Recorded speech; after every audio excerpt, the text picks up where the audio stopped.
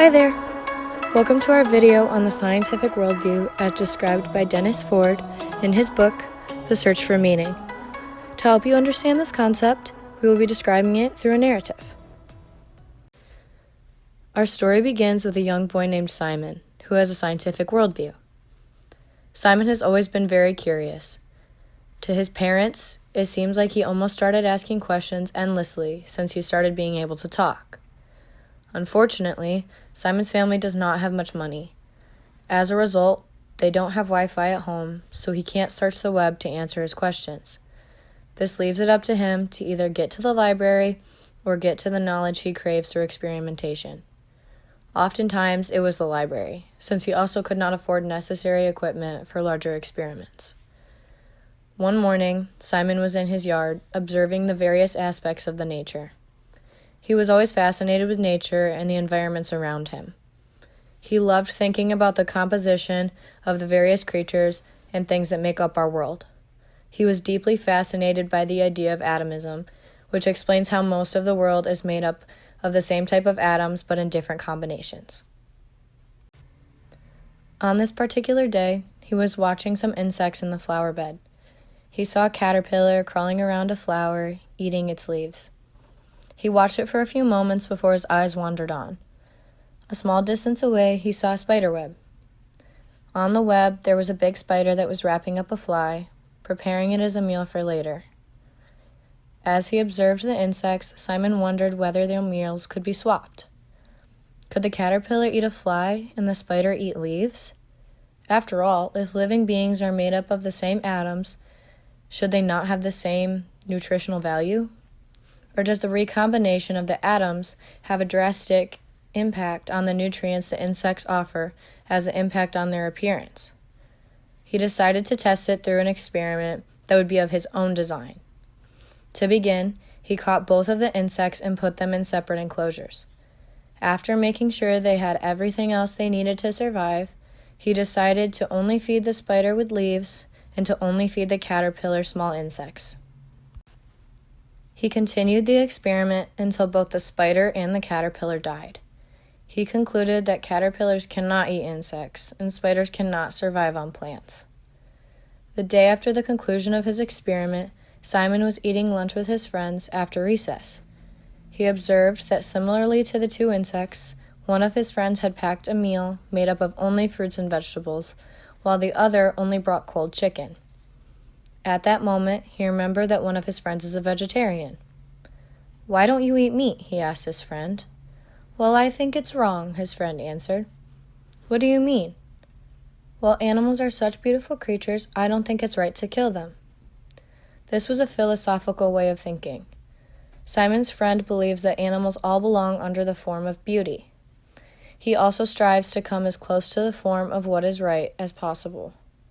It did not really make sense to Simon. These ideas were too subjective. They are secondary qualities. Since Simon is more of a scientific thinker, he does not see value in these subjective thoughts. However, his interest was piqued. Since he was more interested in objective facts, he wondered if there are really any proven benefits to eating only plants or only meat, instead of the omnivorous diet that is currently the norm in his life. This question stayed in his mind for the rest of the school day. When Simon went home, he looked to his mother for answers. "Mom, why do we eat meat?" "Well, we've always done it," she replied. He told his mother about what his friend said at school. "Well, Simon," she said, "Jesus and his disciples ate bread and fish, with which he fed 5,000 people. Fish is meat, right? So all of those people ate meat that day." This answer still did not satisfy Simon. His curiosity was not satisfied by looking at examples of meat eating in old stories. His mother was thinking too mythically to give him the answers he wanted. He had to go to the library to find actual facts about health benefits of vegetarianism in order to find if it could actually be beneficial to humans. He decided to ask his sister to take him on the weekend so that he could spend an entire day there researching.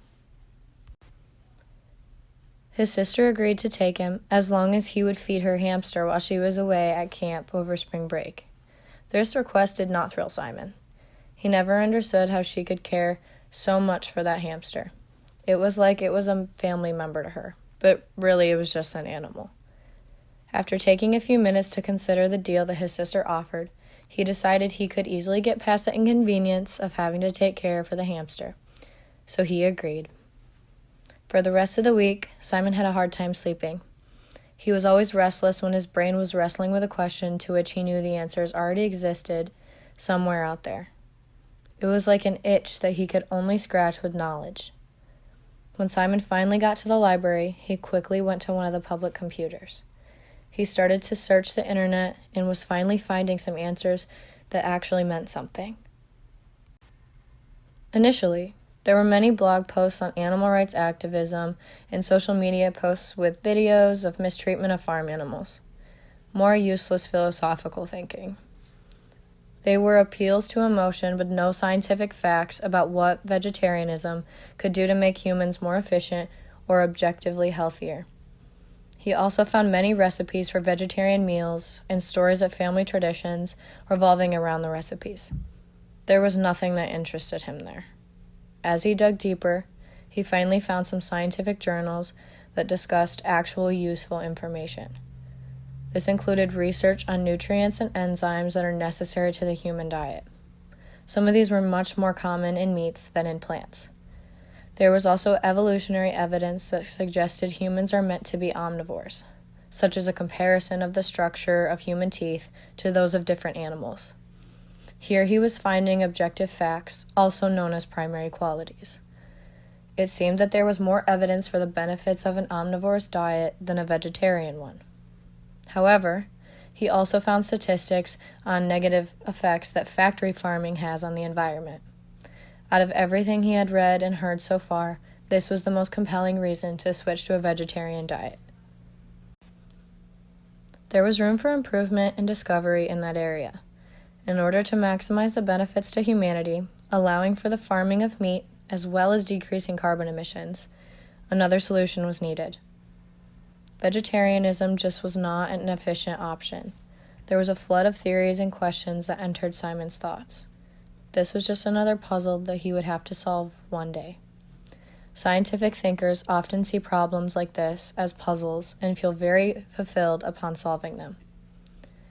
That night, Simon was able to rest more easily than he had all week. The discoveries he made that day were absolutely amazing to him. He got all of the answers that he wanted from the research he did in the library. It was like a new aspect of the world had opened up to him. Although he did recognize that there was still the question of reducing carbon emissions from factory farming, he knew the answer was not there yet.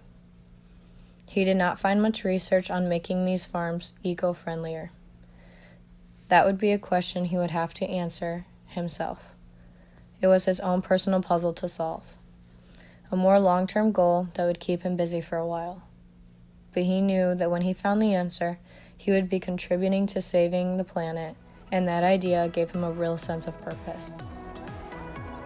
This concludes our story. Thank you for following Simon's little journey with us. We hope it helped you gain a better understanding of the scientific worldview. Goodbye!